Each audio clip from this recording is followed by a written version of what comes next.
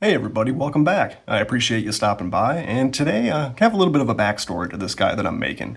So previously I made the Plants vs. Zombies sunflower for a friend of mine at work, pictured here. No, not my friend at work, but the sunflower.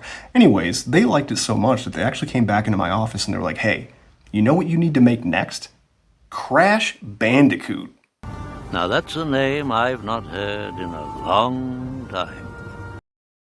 So I figured, yeah, I can totally work with that, but what can I do with it, And I figured, what if I did maybe an Incredible Hulk style or maybe a Resident Evil monster kind of a crossover thing? I don't know. Maybe that could work.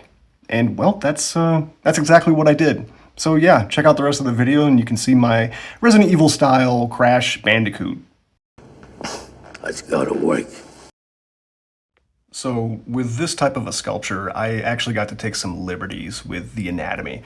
Considering it's going to be this giant, Resident Evil style monster Crash Bandicoot, I didn't necessarily have to be correct in the things that I was making.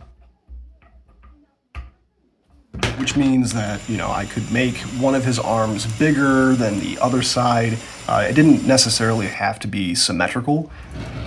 Whereas before, when I would notice that a proportion was wrong, I would only rebuild it 3 or 4 times before, just pretending it was intentionally that way.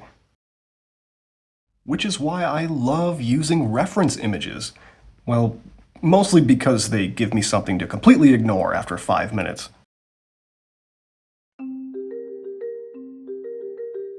Before he became Cortex's greatest failure, he was meant to be his greatest triumph.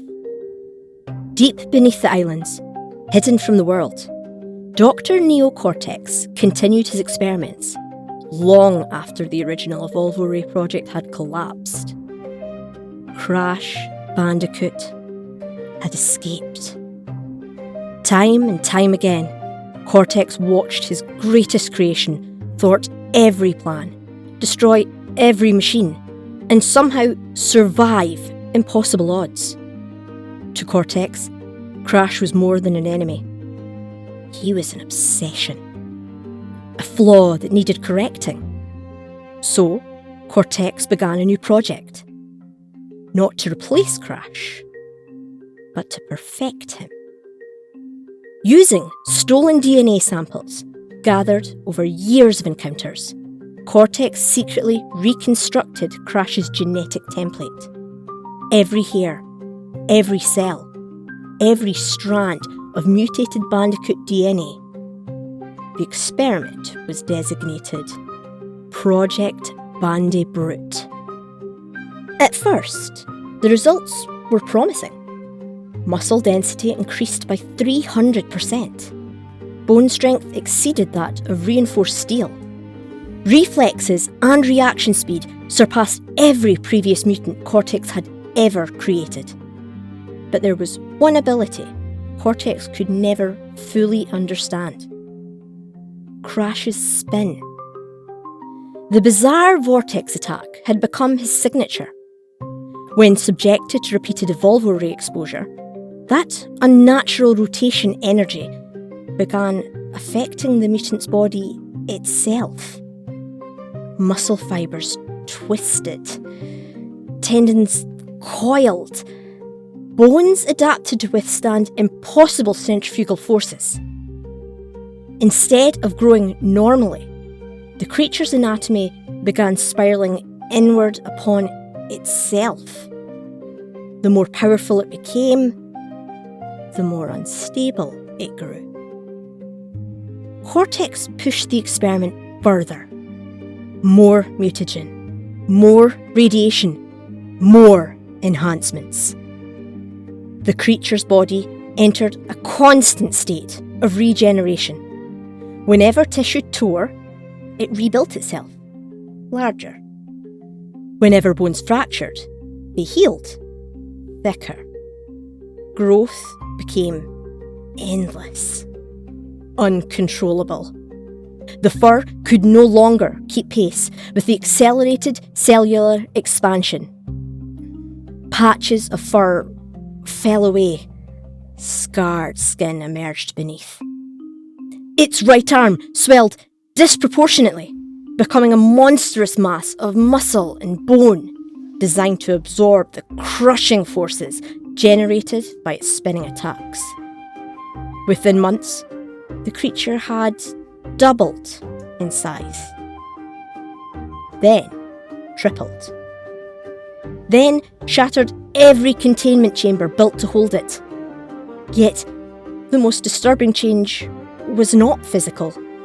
Somewhere deep inside the mutant mind, Crash remained. Fragments of the original personality still lingered beneath the aggression.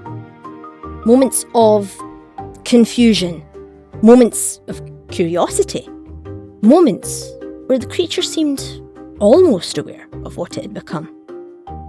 But those moments never lasted. The mutations always returned. The rage always resurfaced. By the time Cortex realised the truth, it was already too late. He had not created the ultimate soldier. He had created a living, biological disaster. A creature too powerful to control, too resilient to destroy, and too unstable to predict. Today, the few surviving records refer to the experiment by only one name: Crash Bandicoot, Cortex's greatest mistake.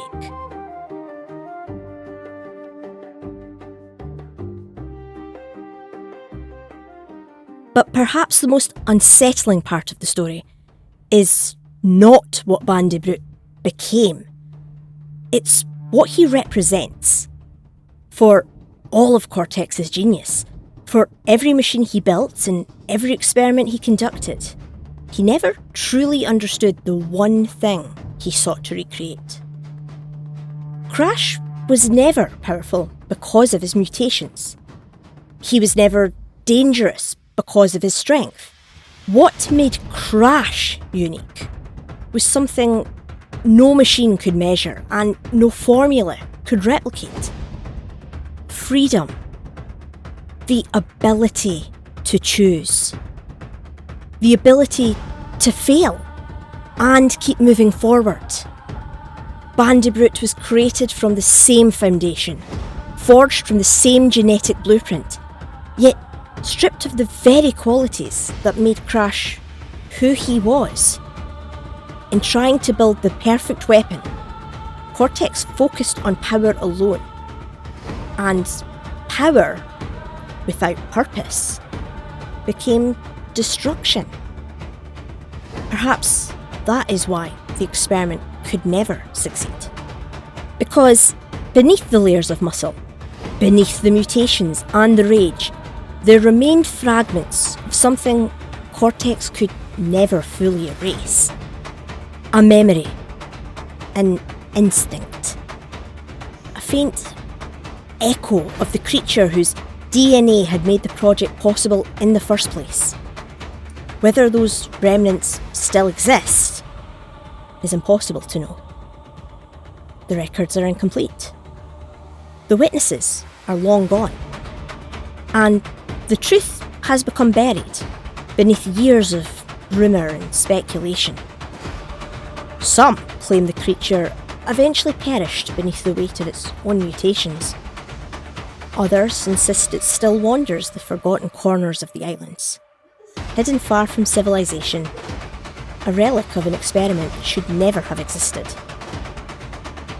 But perhaps some mysteries are better left unanswered.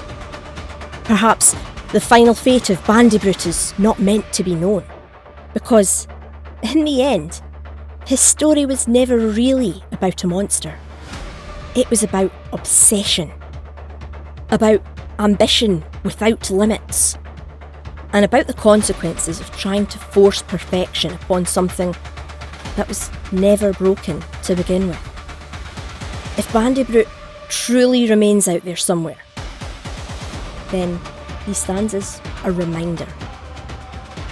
not of Cortex's greatest achievement, but of the lesson he refused to learn.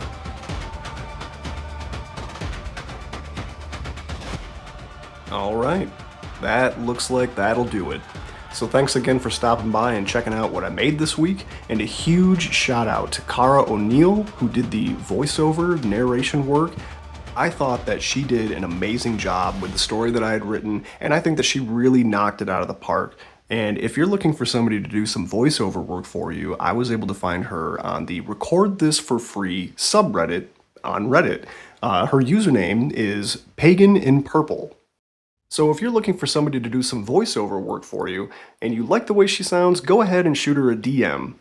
Okay, so it's about time to wrap up this video. So again, thanks for stopping by and checking out what I made, and thank you again to Cara O'Neill for doing the voiceover work. Alright, have a good one.